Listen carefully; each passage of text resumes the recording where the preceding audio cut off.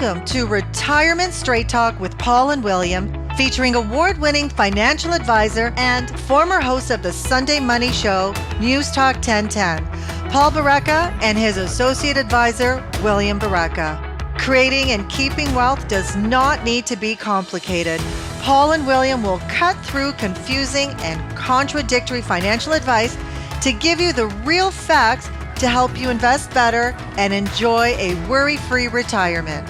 The views and opinions expressed in this video may not necessarily reflect those of IPC Securities Corporation. This podcast is for informational purposes only and should not be relied upon as a basis for investment decisions.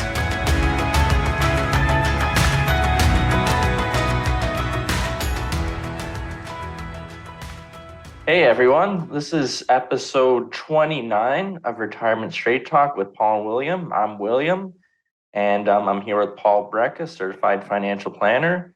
Today we're going to talk about, if you missed our episode last week, we went over the first 5 surefire ways from Dr. Daniel Crosby, best-selling author, 10 surefire ways to ruin your financial future. Part 1, which aired last week, went over the first 5 ways to ruin your financial future. And today we're going to wrap it up and go over the remaining 5.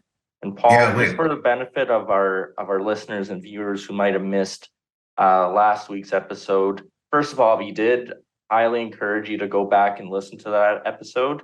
But if you did miss it, Paul, just a quick recap of what they missed last week. Well, we discussed the surefire ways to ruin your financial future. First one was ignoring the impact of your behavior. Massive issue.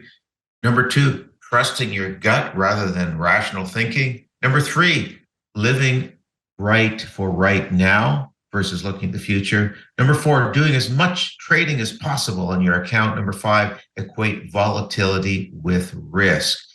And so let's get going with number 6, 7, 8, 9, and 10.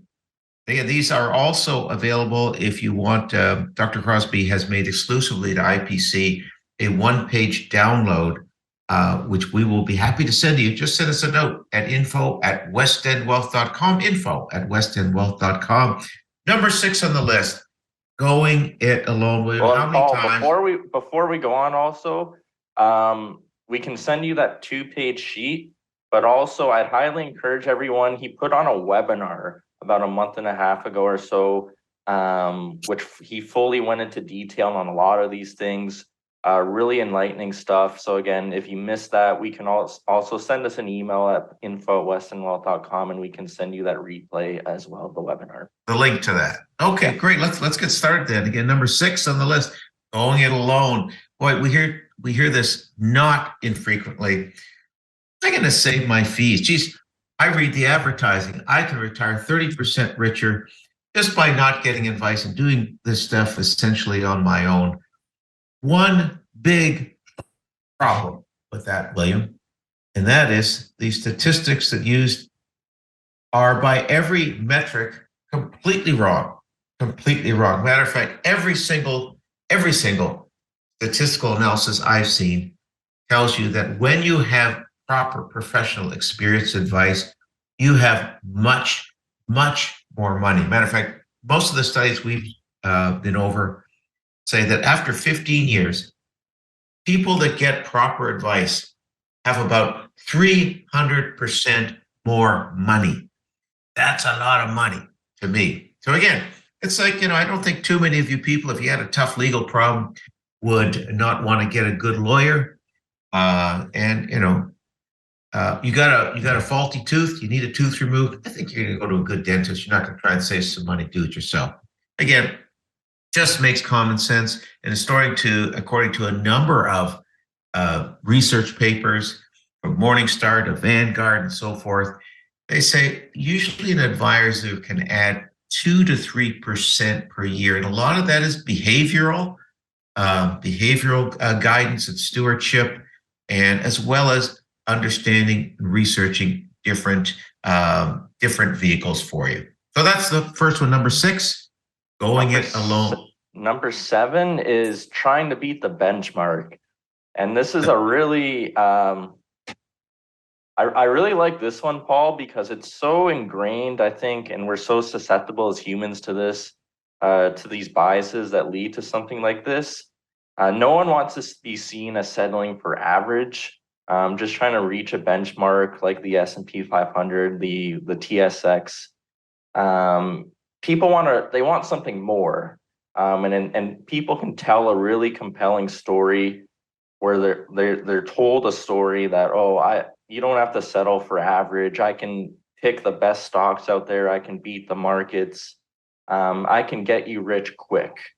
There's a problem with that, though, isn't there, Will? There's a big problem with that. The big problem is there is tons and tons and tons. I want to emphasize that of empirical. That's 3 tons. That's a lot of tons. 3 tons, can't beat that. All this research, which shows that is impossible. It's not impossible, but it is very, it's very, rare. very hard to do. And on top of that, the research also shows that it's hard to do for a sustained period of time. So for sure, people can do it for 1, maybe 2, 3 years, short-term time horizons. But to be able to do it over long-term time horizons, which is what really matters, that's almost impossible to do. And they've shown also trying to identify the manager that can do that. There's no empirical evidence that shows that anyone can actually pick out the person that can do it. Yeah, all the research we shows that over the long term, mostly passive investment outperforms most of the time. That's what we focus on in our practice, mostly passive type investments. And you're right. Well, I mean, the only way a manager, and this is what I've seen, I've been doing this for a long time, and I've made my share of mistakes, trying to chase after that manager. Statistically, the manager that might outperform for 3, 4, or 5 years, statistically, the chances are for the next 4 or 5 years, they're going to be well below average. This is what the real numbers show. So again, don't try and beat an average. Yeah. What purpose? Focus on what's important to you. What number do you need to get to achieve your goals? Yeah, big example quickly, Paul, in recent years is Kathy Wood of ARC Research. She had a couple years of really good performance. And inevitably, that led to a lot of people piling in money into her ETF. And in the exact wrong time, by the way. Of course, and this has happened time and time again in history. There's a star manager out there has a couple good years or so of good performance. And then, like you said, followed by some years of really not so good performance. You're right. I've seen I think I wrote a blog on that 1.5 years or so ago. The analysis, Kathy Wood's ARC Innovation, I believe it was called, up 160 odd % 1 year. And you see when all the money piles in, it piles in all at the top, virtually all the money. And then what did it drop? About 70% the following year, a very, very large number. Yeah. So again, that is a big mistake. That is a very good chance that you're going to end up ruining part of your financial future if you start chasing that return. Yeah. Number 8. Yeah. Go on to the next one here, Will. I love this. According to Dr. Crosby. I know you like this one. Read every article that mentions recession. And there's always talk of a recession, Paul. And part of this is because bad news sells. The newspapers, the media out there, they want to sensationalize things because that's what attracts viewerships for online companies. That's what attracts clicks that their advertisers want. Almost no one's going to read an article that says, okay, the economy, everything's going good. Everything's going good. Bumps in the road. But overall, things are humming along pretty well. No one's going to read an article like that. It's not that exciting. What does get those views is big glaring headlines, recession incoming. Now, how long have we been having the media predicting a recession for, 3 years, 4 years? Hasn't happened yet. Matter of fact, this morning I'm reading in the paper that unemployment is still at record lows in Canada. Unemployment is at near record lows. Now, by the way, I'm not saying that the economy's not going to have a slowdown. Wouldn't surprise me if it did. But listening to people pretending they know when the recession is, it's all guesswork. And boy, if you do that on a regular basis, chances are you're going to well underperform what you need to do in terms of your portfolio. Yeah. And by the way, just quickly before we move on to the next one, when those inevitable recessions do come, they will come, it doesn't necessarily, we've been over this in past episodes, doesn't necessarily mean that's bad for the stock market. And it can work in reverse as well. For example, last year, the US economy added 4.5 million jobs, the second best year on record since the 50s, I believe.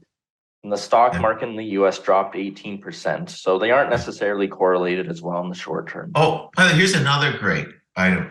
Last February, Russia invaded the Ukraine. And what did everyone say? Don't put your money in Europe. Don't put your money in Europe. It's going to be a disaster. They have no energy. Europe way outperformed the US last year in terms of stock market performance. Who guessed that? Don't try and guess things. Yeah.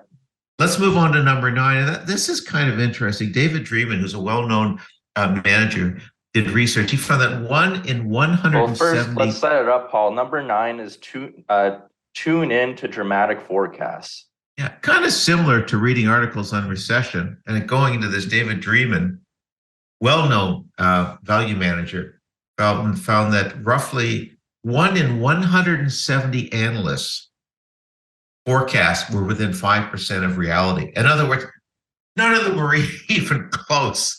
Another Philip Tetlock's examination of 82,000 expert opinions, 82,000, shows they barely outperform flipping a coin. And we've talked about this before, and we have clients and investors say, well, what about this? This person says that, this is going to happen. Listen to Warren Buffett. Listen to the people that really know, and they say, forget about this stuff. Don't watch the news. It's going to be detrimental to your financial health. Turn out the dramatic forecasts. Yep. Last one is, Paul, is ignore history. And this one, in this instance, Dr. Crosby talked about some research from JP Morgan, which showed the amount of drawdowns that really occur every year. Not every year, but historically, and how frequently they actually do happen.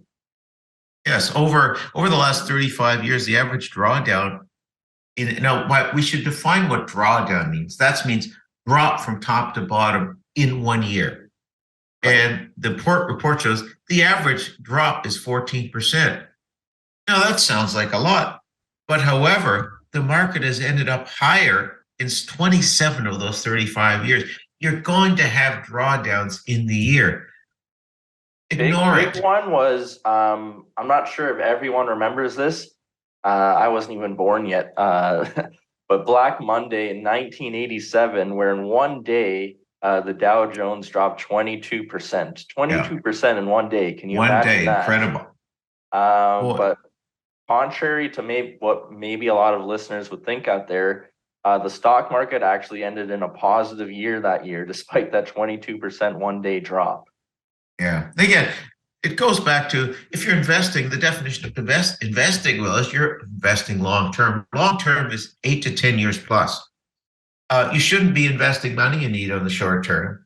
So if the market does a normal volatility, it drops 5 or 10 or 15% or whatever, if you don't need the money, who cares? Yeah. That's part of the price you pay for being invested and earning a better return on the long run. Yeah, the point of this is that drawdowns are normal. They happen. It's easy to get caught up in the heat of the moment when markets are dropping and think, oh, things are going to hell.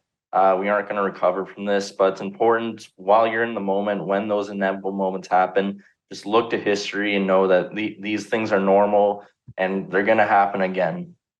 Absolutely. Every single drawdown in history has turned around and gone to new highs. Yeah. So that's it. I think that's pretty good, William, for today. What we've talked in the last 2 episodes are the 10 surefire ways to ruin your financial future from Dr. Daniel Crosby, psychologist and behavioral financial expert. And again, if you'd like to listen or watch his webinar that we had put on, I think March 8th, just send us a note at info@westendwealth.com. An email. And an email, yes, an email. And we'll be happy to send you a link to that. Very interesting webinar. He talks about things from a different perspective than I feel many other people have. Very worthwhile. And So also, today- also highly recommend Dr. Crosby's book, The Laws of Wealth, if everyone's interested. Really great book, highly recommended. So again, just quickly reviewing today, we talked about numbers 6 to 10 in Dr. Crosby's list of the 10 ways that you can ruin your retirement. First one was going alone. Next one was trying to beat the benchmark. 8, reading every article that mentions recession. Number 9, tune into dramatic forecasts. And number 10, ignoring history. And that's it for episode number 29 of Retirement Straight Talk with Paul and William. Hey, next time, in our next episode, we're going to talk about something really, mind you, all the stuff we talk about, I find close to heart. I title this, What Makes You Think That's Actually True? And we're going to talk about, again, some psychological things. We're going to talk about some research about some of the financial recommendations you get in the media. And we're going to give you our opinion on those. So that's the next broadcast. In the meantime, hey, if you like what you're hearing here, make sure you subscribe and make sure you rate us. You can only rate us with 5 stars. It's the only rating you can allow. And please, if you like what we're talking about, pass us on to other interested people. And of course, if you yourself, if you're listening to us and saying, hey, you know what, maybe I'm not going in the right financial direction, and you'd like to start a conversation with us, again, just send us an email at info@westendwealth.com. Okay, I think that's it for today. We'll see everyone next time. Thanks for joining us, everyone. Thank you.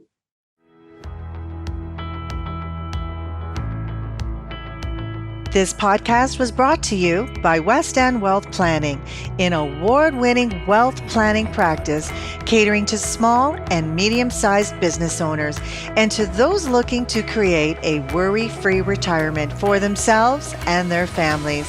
To learn more, go to westendwealth.com. Don't forget to rate this podcast and subscribe to Retirement Straight Talk with Paul and William by going to Apple Podcasts, Spotify, or wherever you find your podcasts.